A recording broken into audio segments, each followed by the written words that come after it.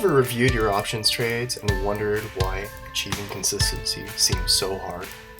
Why many of your trades turn against you and blow up again and again and again? Thinking, I must be missing something. Well, in all likelihood, you are working against the tide. No, not that tide. The tide of time. You see, that sinking feeling that your long call and put options experience is called theta decay, and it is the extrinsic value portion of your options prior to expiration. So even as the market moves in the direction you thought it would, this is the invisible force canceling out your gains and causing less than desired results, or worse, losses.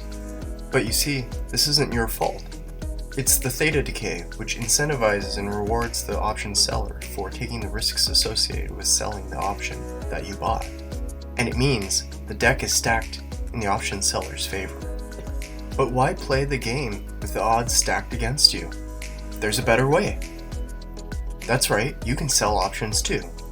Turn the tide in your favor and begin to see more consistent results.